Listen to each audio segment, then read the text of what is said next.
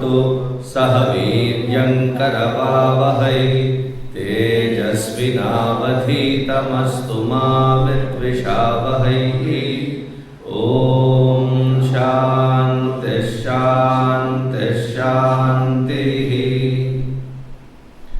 गुरुर्ब्रह्मा गुरुर्विष्णुः गुरुर्देवो महेश्वरः गुरुरेव परं ब्रह्मा तस्मै श्री गुरवे नमः।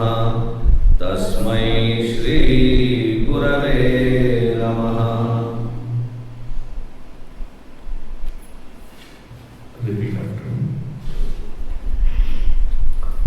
ओम आप्यायन्तु ममाङ्गानि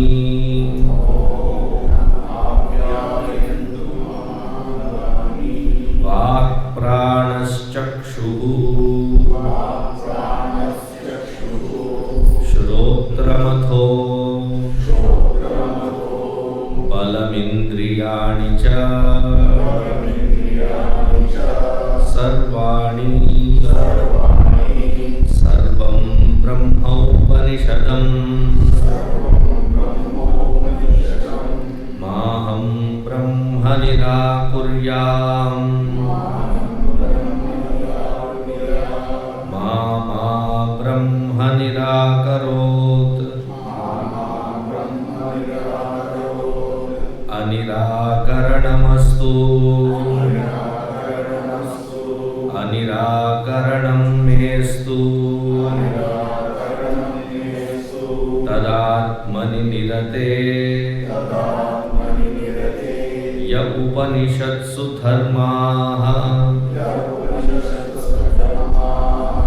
ते मयि सन्तु ते मयि सन्तु। ओम शांति शांति शांतिः।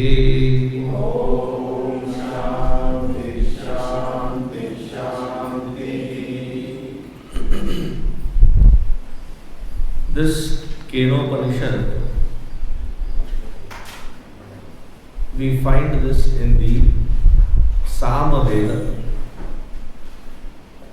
In Samaveda, there is one particular shakha which is called Taluvakar Shakha. In that Taluvakar Shakha, the first 8 chapters are talking about, it comes in the Aranyaka, so it talks about the Upasana. In the 9th chapter, we find this Kena-Upanishad. Usually, every Upanishad has one Shanti mantra in the beginning. This particular one has 2 Shanti mantras, Sahana Bhavatu and Apyayantu Mamangani. So in the very beginning, in the outset itself, such universal is the approach by the rishis that when they even start the prayer, before even there is a discussion that can begin, the approach itself is so magnanimous. So it is a dialogue between the teacher and the taught.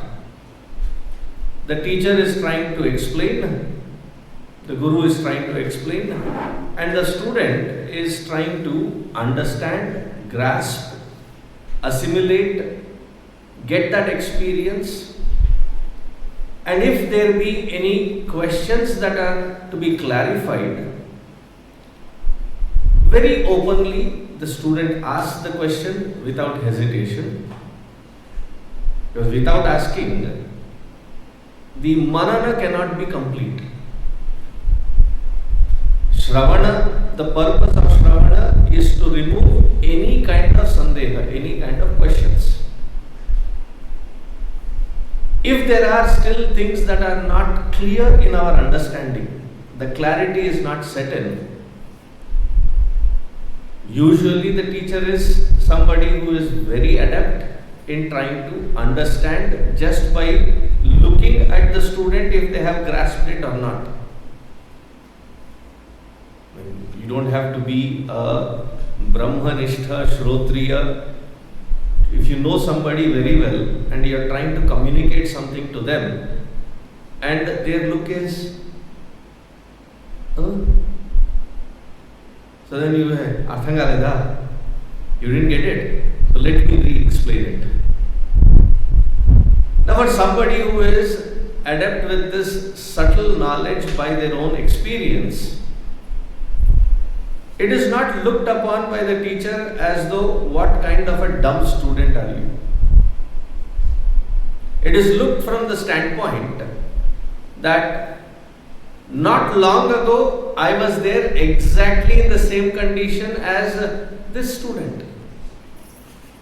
And it was because of the compassion of the teacher and the parampara that they encouraged me to come out of these kinds of questions and doubtful existence.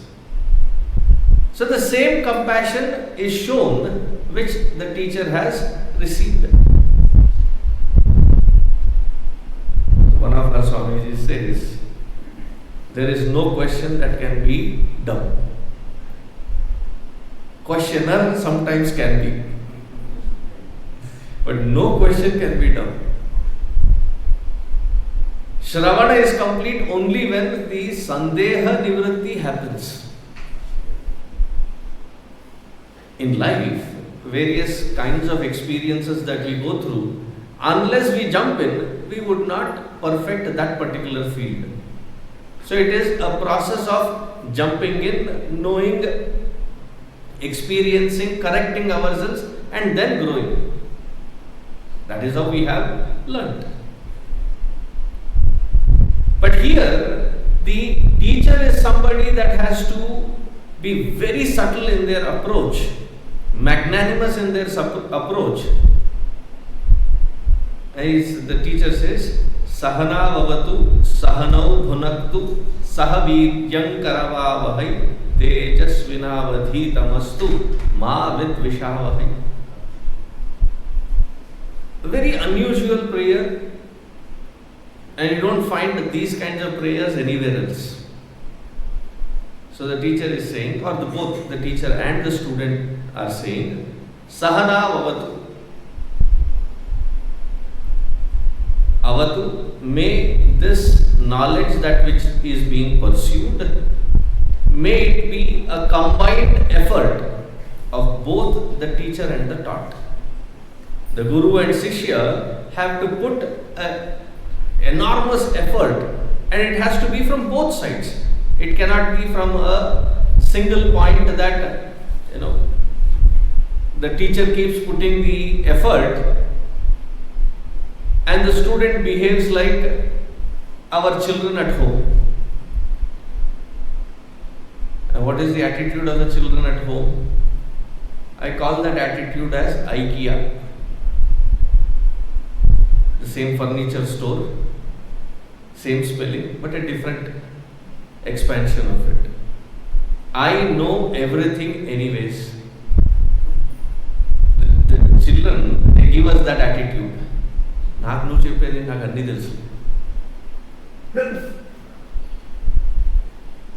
The student has to come with the openness to understand. He has to have the courage to grasp. Even more courage to ask the questions.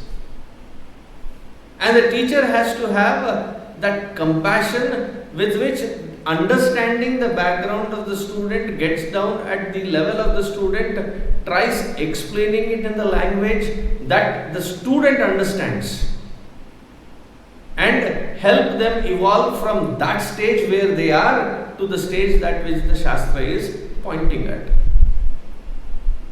So therefore it is a mutual understanding between the Guru and Shishya to put the effort, and it has to be a very potent effort. It cannot be a half-hearted effort. Sahana bhavatu. Whatever be the result of this effort, sahanau bhunaktu. May we cherish, may we experience it together. Teacher on his part is saying that if in this explanation there is something to be understood, it is my responsibility to re-explain it again and again. And the student in their part says, I will not rest until that which is being pointed is understood, assimilated and experienced. Here the responsibility of the student goes multifold. It is not just about Shravana. After Shravana, Manana, after Manana, Nididhyasana, after Nididhyasana, the Anubhava. That Anubhava is also equally important. Sahanam Bhunam. Sometimes we fail to understand as a student. The teacher says, that is equally my responsibility. It's not just yours. So let us revisit that entire topic again until you get it. Sahana Bhavatu, Sahana Bhunam. For that, Saha Viryam Karavavahai. Let us put the effort, not half-hearted, a complete effort. Saha Viryam. Viryam is the effort, the energy that is required for this particular purpose. The moment that word Saha Viryam Karavavahai is said, it is indicatively pointing at the student and as well as the teacher, that without the mind being distracted, the mind being prepared for this kind of subtlety to be understood, the student has brought that mind in. So the effort has to be to bring that mind in a prepared sense. What does the prepared sense mean? That the mind has to be brought into this platform with a thorough single-pointed focus, without any distractions. If there is a distraction, meaning there is the mind which is feeling attracted towards, that means the Vairagya is not yet complete. I have seen both in Puja Gurudev's lectures, discourses, as well as in Guruji's discourses, there are people that come. When Gurudev was teaching, I was still a Yuva Kendra student. So probably I was at the very end, one of the volunteers distributing pamphlets, distributing Guru Dakshina covers, or whatever work. So you get to listen to people that are going back after the lecture.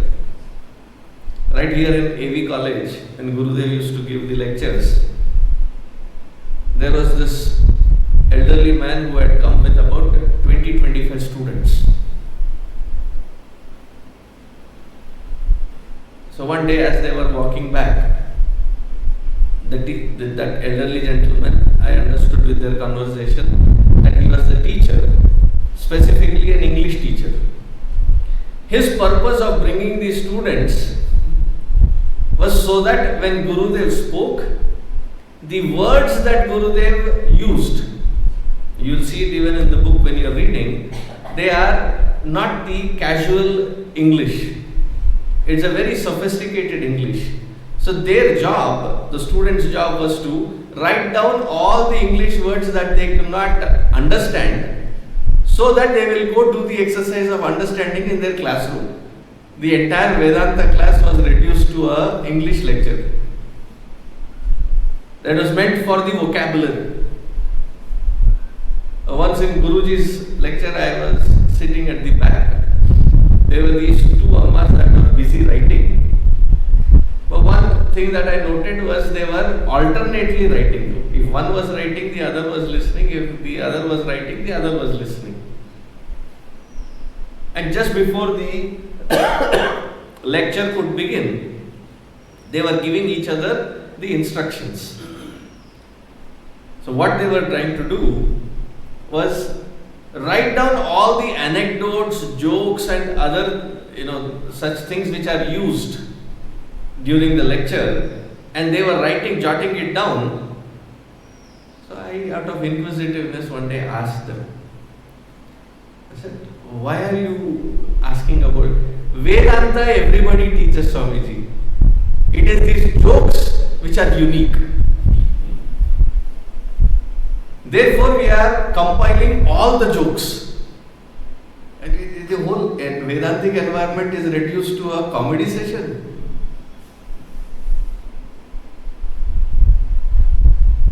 Even during the lecture, listening to the lecture, there can be distractions of this order. What to talk of the other, which everybody goes through, where the mind is not available. Therefore, when these sessions happen, especially on Upanishad, it is early in the morning, before the worldliness can wake up. The mind is brought in to this quietude, wherein even the outside environment is something that which protects the mind inside. The distractions and the attractions are minimal. Because the vairagya has to be of utmost nature that the student should promise to bring. That is when the effort, viryam, becomes complete in itself. Saha viryam karavavahai. Now what is this effort for? Tejasvinavadhi tamastu. Even in our Gayatri mantra, we chant this. What is the last sentence of Gayatri mantra? Dhiyo yonah prachodayat. May this knowledge shine forth as the very illumination from within, and may my buddhi grasp that, soak in it. Dhiyo yonah prachodayat. May it illumine from my buddhi. Similarly here, Tejasvinavadhi tamastu, thi buddhi. In my buddhi, this knowledge, that which it is pointing as the very core of my being, may my buddhi understand, abide in it and illumine it from within. Tejasvinavadhi tamastu. The last sentence is a very peculiar sentence. Ma vit vishavahai. Because still, the mind that is trying to be helped can react. It's quite a reactive mind. And in these reactions, the purpose of this environment wherein the Guru and Shishya are having this dialogue can get completely diluted, because the mind of the student is still enveloped in samsara.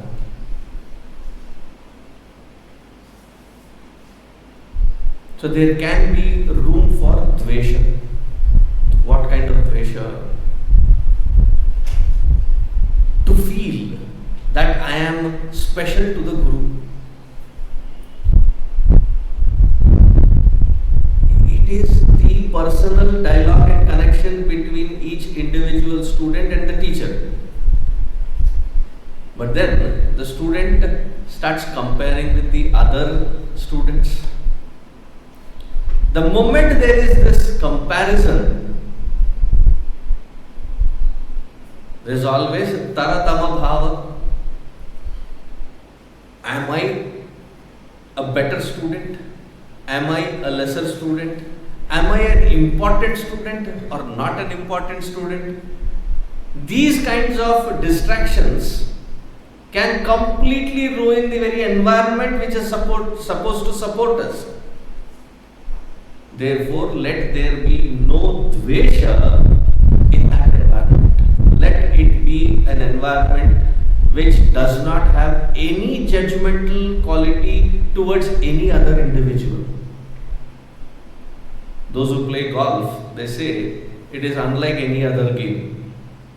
In other games like cricket, volleyball and other, you are playing against another individual.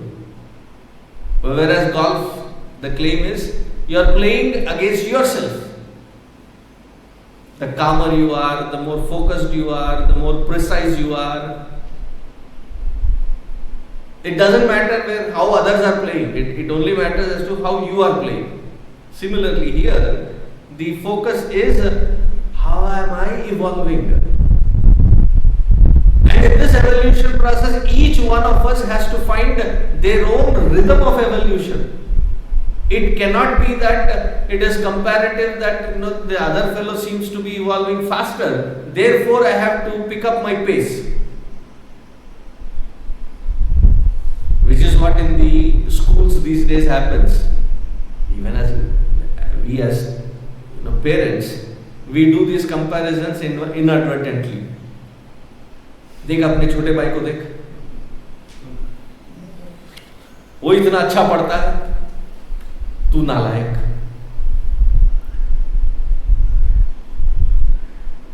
What the student also has to understand, that each one, like say there is a open field, you have tilled the land, you have added enough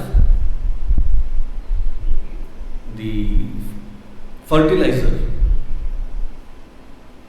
you have prepared the ground, you have sown a guava, you have sown a coconut, you have sown paddy. Now, paddy will yield a crop in 2.5 months. In 2.5 months, the coconut plant has barely grown. Now you sit with the coconut plant and compare the coconut plant with the paddy and say, देख तेरे से इतना छोटा है, फिर भी he is yielding already, and you like this tall, only growing but nothing inside. It's an unfair comparison. Though for all the plants the effort is the same, each seed has its own different variation of potential. But we make the mistake of comparing. The same when it happens here, it leads to a turbulent inside. That turbulence inside creates dvesha.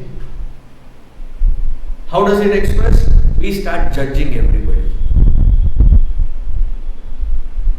In the 16th, 17th and 18th chapter of Bhagavad Gita, after the 14th chapter talks about the principle of trigunas. How these trigunas express in our day-to-day life is explained in the later chapters. Many, we write them down as to what is sattvic, what is tamasic, what is rajasic, and where do we use it? We have changed our vocabulary. We have gained a new vocabulary. To do what?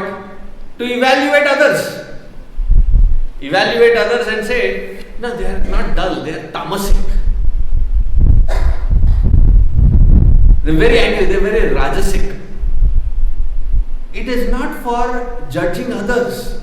We have no business in judging anybody other than my own mind. Therefore, Gurudev says it so beautifully.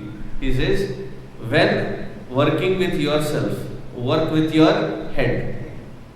When working with others, work with your heart. That compassion has to be there. That non-judgmental environment has to be there.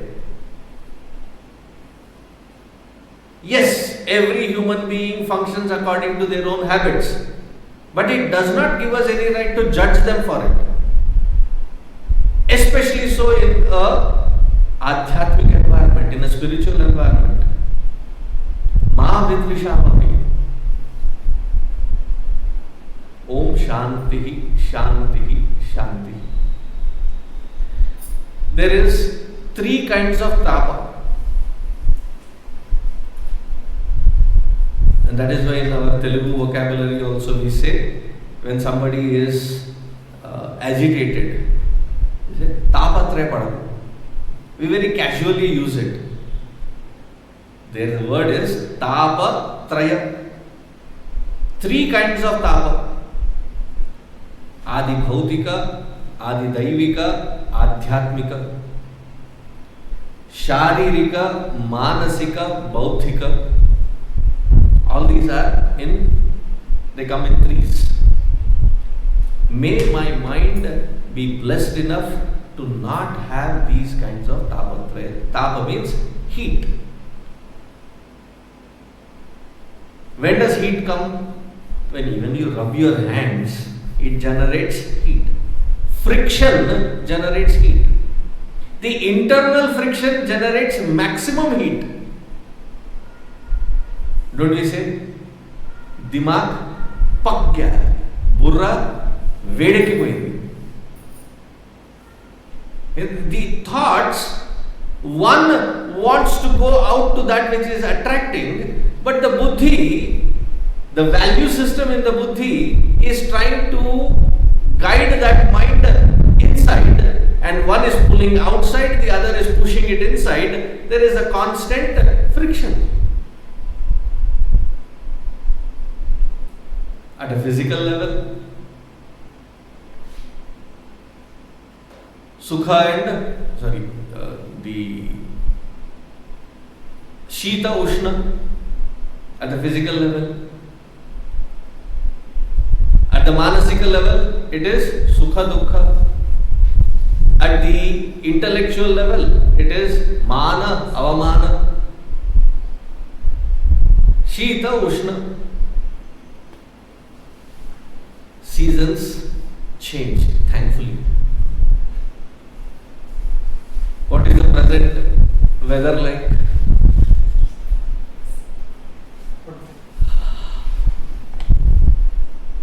It's hot, oh hot. And summers, what can you expect? We are not resigned to the fact that it is summer, it is going to be hot. If it is hot, turn on the fan, turn on the AC. If not, open the windows. If nothing else, electricity is not there, then you pick up a hand fan. Even if that is not there, some paper, some newspaper at least, and then you.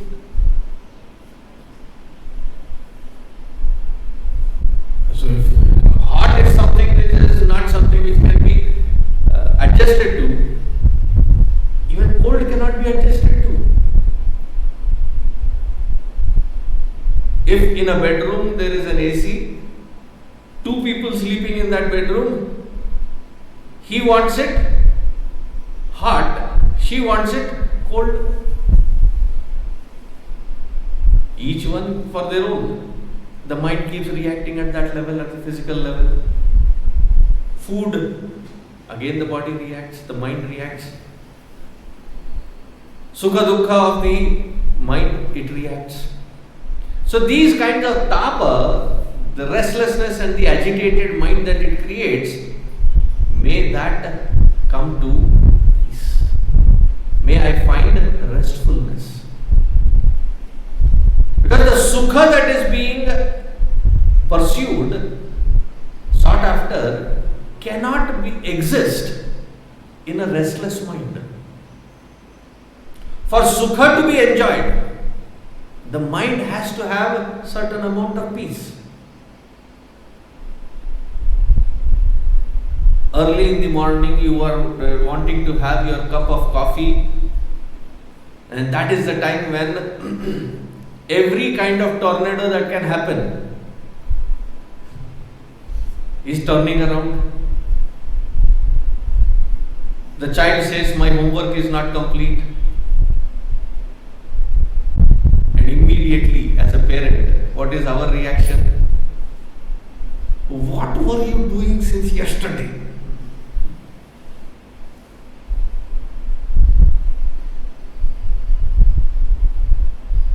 The husband is searching for the keys of the car or the vehicle. There has to be breakfast done, there has to be lunch packed. It is like Ashtavadhana, Shatavadhana happening right in the morning. And all that you want is one hot cup of coffee. And what does that mother scream when so many directions she is being pulled. ఒక cup coffee కూడా తాగనివ్వరు కదా ప్రశాంతంగా. The dialogue there, what is the key point there? Prashantanga. I can't even enjoy a cup of coffee peacefully. Without peace you cannot enjoy. If the anveshana, if the pursuit is for sukha, there has to be a certain amount of peace.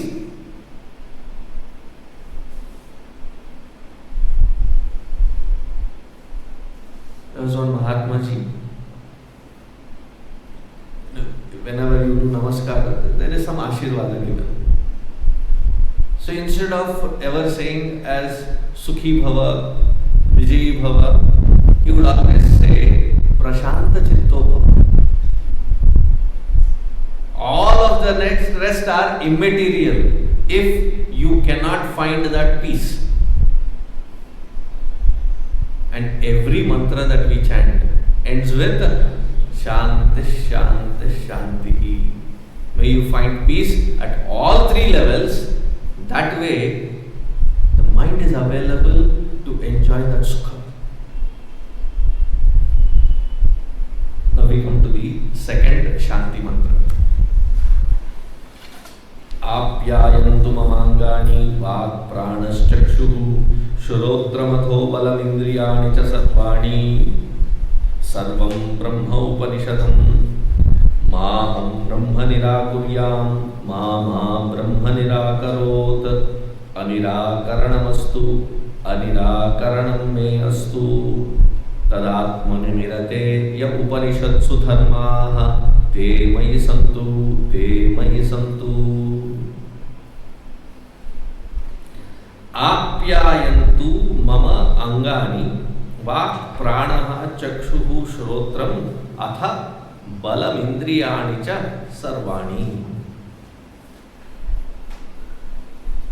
For doing sadhana as a sadhaka, first and foremost requirement is one should be able-bodied. Therefore, the scripture, again and again through the scriptures, the rishis mention relentlessly that it is one of the rarest opportunities to be born as a human being. Having been born as a human being, to have all the limbs functionally balanced is a rarity. We would understand that as simple as a common cold, where the chest is congested, the nose is blocked, you are not able to breathe properly, and to clear it you have been coughing all night long. Simple cold. It will not leave you at peace. Every time something of the bodily disorder happens, it appears as though that bodily disorder is the most painful way to go through. There are some of those unfortunate ones where, no, not for what reason, but they have migraines. So one of my friends who used to have migraines, he says it is like the brain is acting Tandava inside.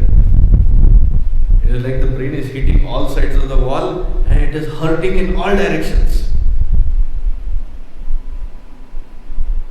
And it's a very peculiar thing. Sometimes it's only one side that hurts, the other side doesn't.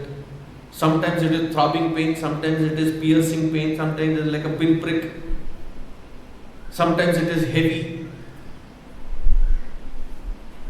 Any limb. Any kind of discomfort. While sitting, your foot becomes numb. Even that. So the scriptures always say that it is not as Shatayushi, that you have a long life, but it has to be long, healthy life. Apyayantu mama angani. May my every limb be in its prime, healthy condition.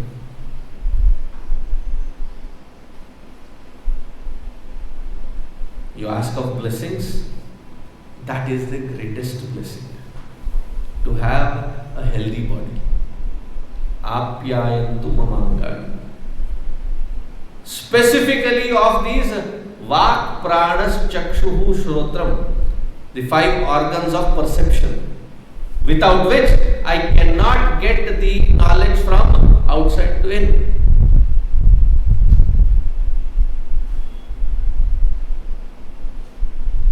May my every limb be empowered with that absolute energy. Balam indriyani cha sarvani.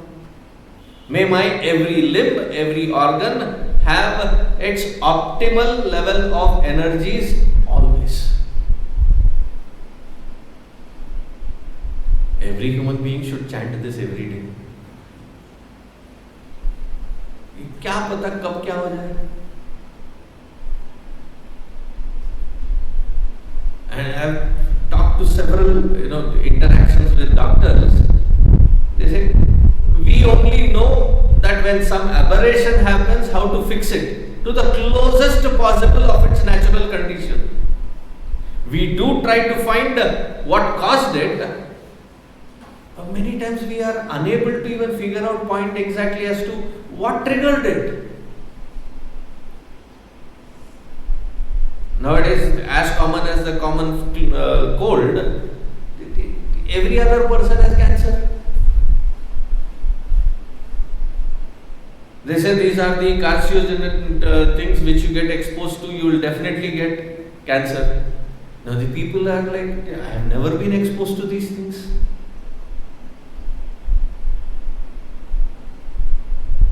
It's not like the normal body doesn't have cancerous cells. It has.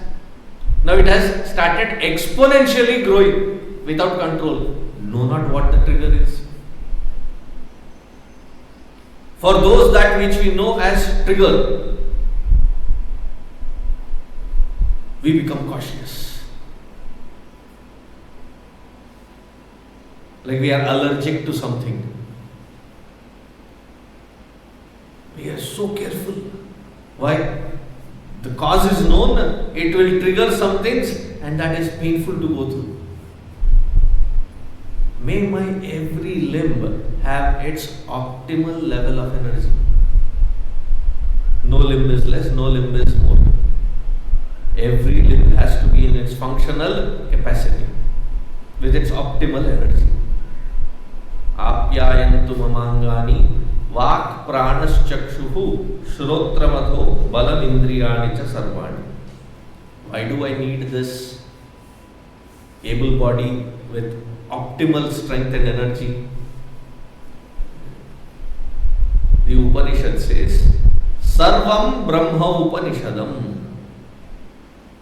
Upanishad is pointing towards that Brahma Tattva, and everything that which I am experiencing, seeing, is verily the expression of Brahman.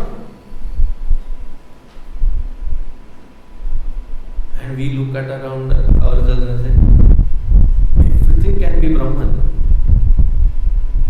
But my neighbor, how can that fellow, that wretched fellow be Brahman? Sarvam Brahma Upanishadam. But how close are we to this truth?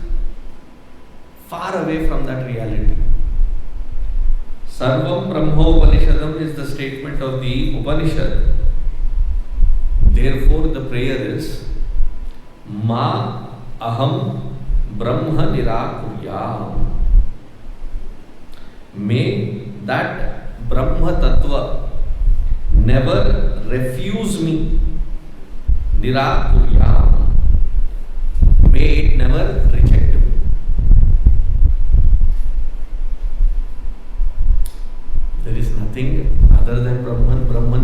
rejects anything.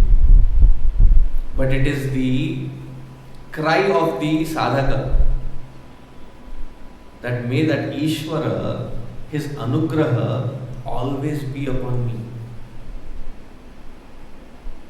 Sometimes it feels, going through the various turns and twists of life, though in Bhagavad Gita, Bhagavan says very clearly, Baba, it is not that I as that Ishvara am against any individual, that I am designing to have you go through this pain. Each painful moment that you are going through, at whatever level, body, mind, intellect level, whatever pain that you are going through, is not because I am the Ishvara, therefore I am designing that you should go through it. At least in the Hindu Shastras, in the Sanatana way of outlook, Bhagavan is not somebody who is sadistic. That early morning he wakes up and decides, Aaj kis kis ko pain hui. Because we also cry in our own utter sheer frustration, why is Bhagavan doing this to me? Bhagavan को कोई और काम धंधा नहीं है क्या? That he has to pick each individual and say, आज इसको मैं पीटूंगा, तगड़ा पीटूंगा इसको मैं.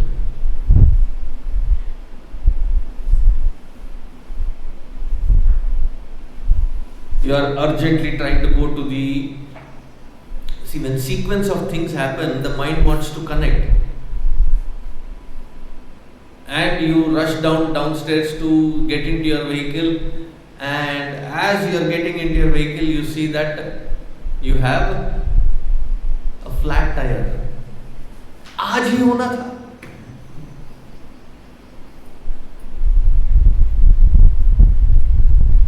Luckily, the mechanic is right next door.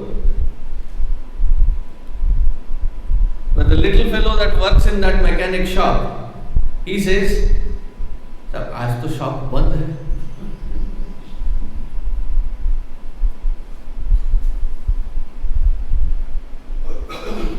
And we these days call these sequential things as cinema dukkha. Meaning, it's right in the beginning, the director has to show how pathetic is the condition of the hero, and in spite of these situations, how he comes out of it. So there is like sequence of things that happen, and then we attribute it to Bhagavan. Why is Bhagavan so against me that everything that I am doing goes wrong, everything seems to be against me?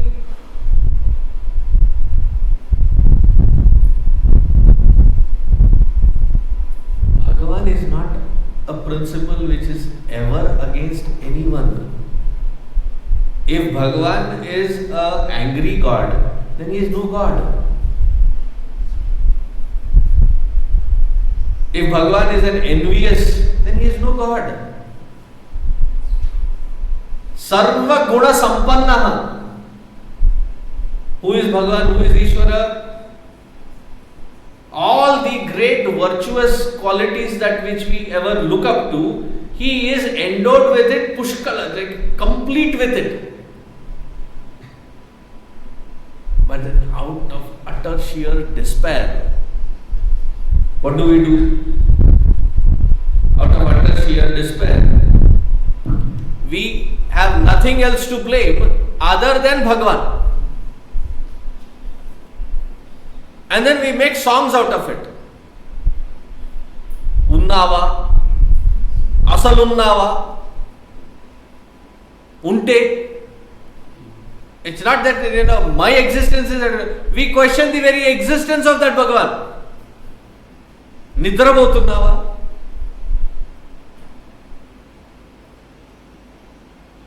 So in that sheer utter pained mindset, everybody, when I am in need, when I am in pain, nobody seems to come to help. Bhagavan, at least you don't forsake me. Maham Brahma Nirakuryam. May that Brahma Tattva, may that Ishvara Tattva nirakuryat. May that Brahma Tattva not reject me. The assurance of the entire volumes of scripture is Bhagavan can never ever reject anyone. In fact, Gurudev puts it so beautifully. He says he is like the mirror. Reflects everything, rejects nothing, retains nothing. Reflects everything, rejects nothing. The mirror doesn't say, hey, Mahajudu. Chi, hata. The mirror never rejects anything. Whoever with whatever they come and stand, it just reflects. And it does not retain. Like a camera will retain your earlier past. And then you sit in front of those photographs and say, तब मैं पतला था, तब मैं अच्छा दिखता था. The mirror doesn't retain anything. If the mirror were to retain anything, we would have refused to stand in front of that mirror. It just reflects what is as is. Therefore, Gurudev says, Darpa na. That where there is no ego, that is Bhagavan. Reactions happen where there is Bhagavan. Wherever there is ego, there is where there is reactions. Bhagavan doesn't react. He is always compassionate. But the students, the sadhakas, the individual's pain sometimes feels so deep, intense, that it feels as though that Bhagavan also has forsaken me, given up on me. Parents can give up on children. When the child is not putting the right effort, you know the child has enough potential and still being lethargic, still being callous. Out of frustration, the parent might say, if you don't do this, then you get out of my house. They can forsake. Husband forsaking wife, wife forsaking husband, we have seen. There's one thing that never forsakes us, and that is Bhagavan. Always there in whatever condition. Therefore, our scriptures, our Hindu way of life, we are not God-fearing community. We never said, Bhagavan said, dar. Show me one shastra, one scripture, one sloka, one mantra where it says that you have to fear God. Fear God is not our concept. If at all we have to fear, it is that we have to fear our own karma. That will come back to bite us. Whatever I am going through, if it is unpleasant, it is not because of Bhagavan. It is because of my own karma. That will come back to bite me. There is nothing that we can escape from the results of our karma. But then we attribute it to Bhagavan as though he has forsaken us. Maham Brahma Nirakuryat. The second part of it is even beautiful. Ma Brahma Nirakarot Anirakaranamastu Anirakaranam me astu. May Brahman, may that Ishvara not reject me, forsake me. Out of the audacity of my own ego, may I not forsake Bhagavan.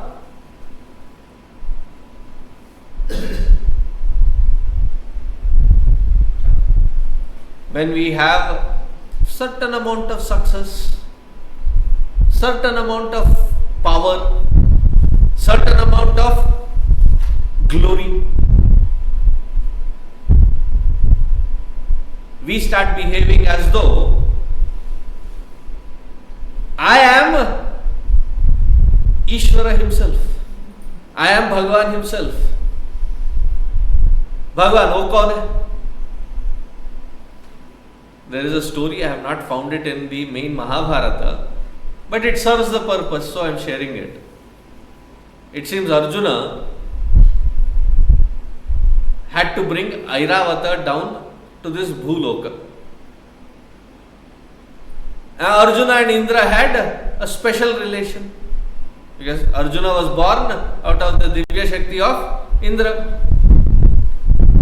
So he sent him a SMS. Dad, Airavata. Every child does that, right? Whenever the child wants something, they write a letter, they write a message that I need this. Father willingly said, okay, take. But then you will have to bring it down. Arjuna said, yes, I have enough strength as an archer.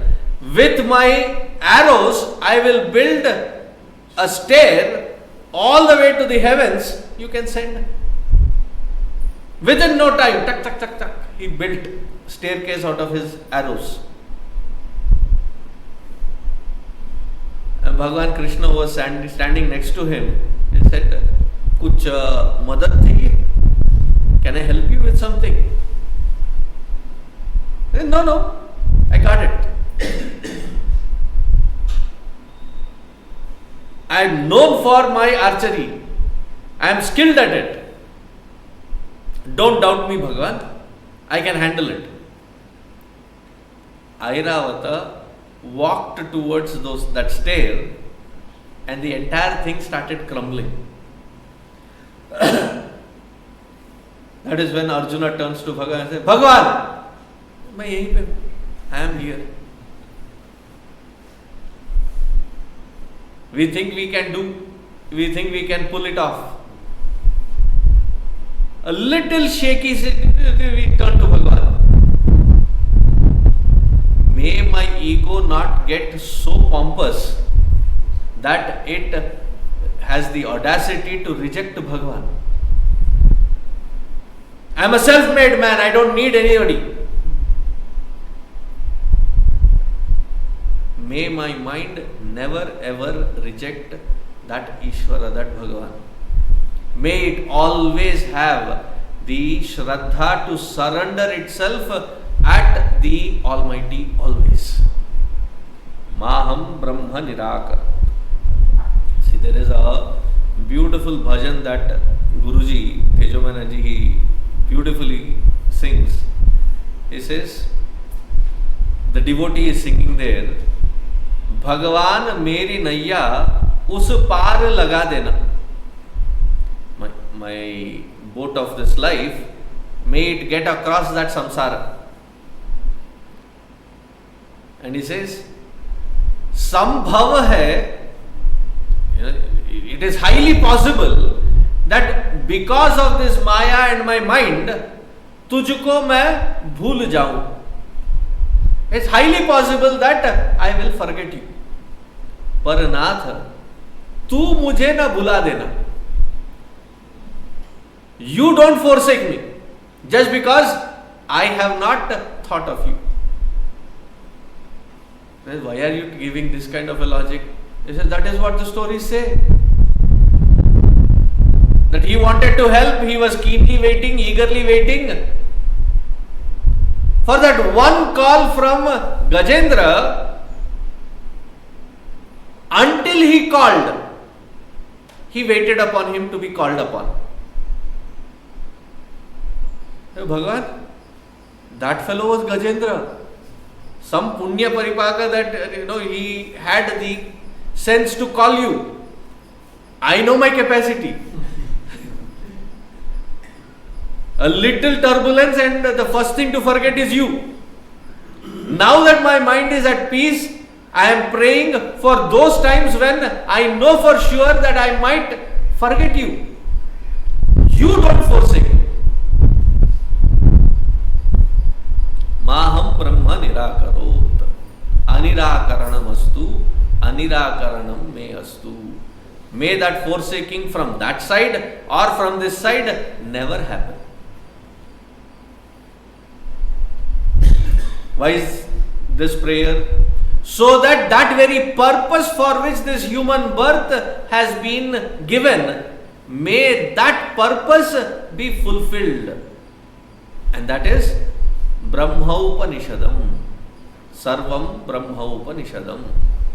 To understand and realize that everything is that Brahman, everything is that Ishvara alone. May I realize that. May I never forsake, may that Ishvara never forsake.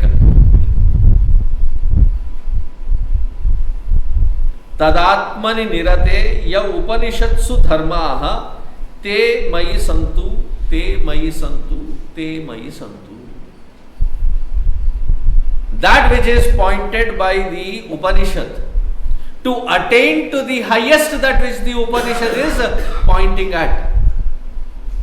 May my mind soak in those values to turn it into virtues so that it is capable of understanding. My buddhi is limited. However much I may think that it is intelligent, however much I may think that it has the capacity to grasp, understand the entire field of knowledge.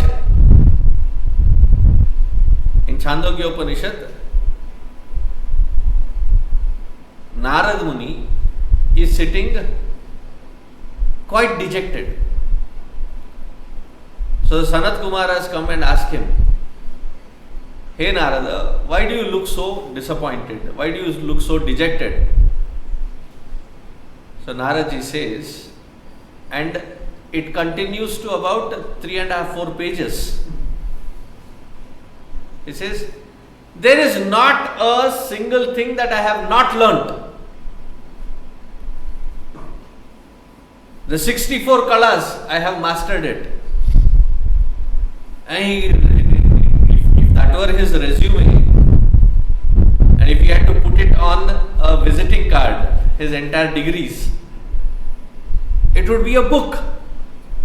If not a book, at least a booklet.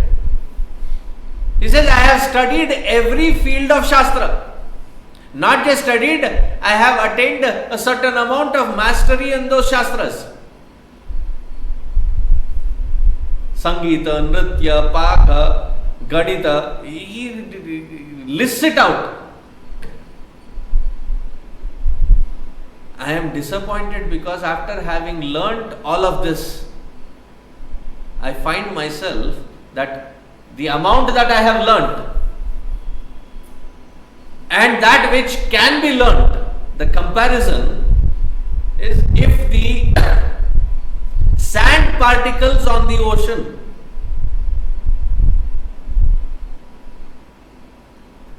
the number of sand particles, that is the entire wisdom available. What I have gained, what I have understood, it is running into 3.5 pages. He says, all of this is like one single particle of sand. Renuvat, just a little particle. Where is my intelligence? Where am I? What am I learning? Having learnt this much, I have understood I cannot learn everything. Having learnt this much, I have also understood that that which has to be known is not known through this intelligence. I have put the entire effort in the Bhautika Shastra. The dissatisfaction is high. How do I remove that dissatisfaction?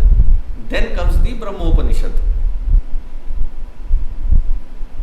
May this dharma that is being explained and pointed by the Upanishad, may my buddhi grasp it completely, so that the fulfillment of having been blessed by a human life is attained in this very life.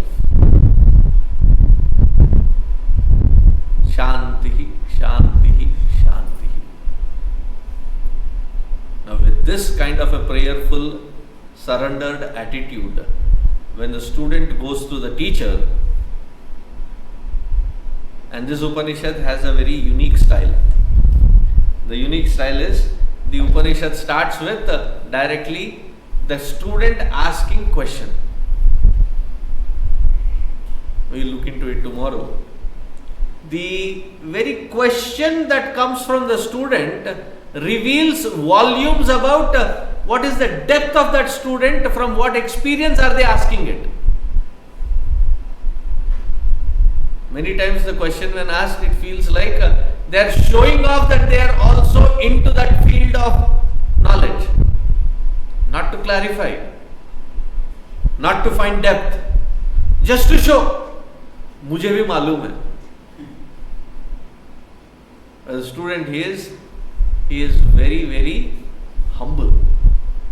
It shows all the manana nididhyasana that student has undergone. The student's question itself is of a different caliber. And when the teacher finds such student, the teacher is also happy. So we'll see that tomorrow. Oh, not tomorrow. Tomorrow is Saturday, right? Saturdays and Sundays we have meditation class followed by Vedic chanting class. 6:30 to 7:30 is the meditation class, and 8 to 9 is the Vedic chanting. Both of them will happen in the temple. One meditation hall is in the hall underneath, and the Vedic chanting will happen in the temple. We'll continue the Upanishad from the first mantra from Monday onwards. Good evening. Good evening. Today is Puja Gurudev's birthday, Jayanti. So we will be celebrating it. In the morning there will be a Havan at around 10 o'clock, and in the evening we have the Gurudev's Shodashopachara Puja. There will be some bhajans and some pravachan also. So please come. The puja will start at 6:30. 6 o'clock the Arati of Jagadishwara will happen, and after that we will continue with the puja. So please come and participate to be blessed. Om Purnamadaha Purnamidam Purnat Purnamudachyate Purnasya Purnamadaya Purnameva Vasishyate. Om Shanti Shanti Shanti. Harihi Om Shri Gurubhyo Namaha. Harihi Om.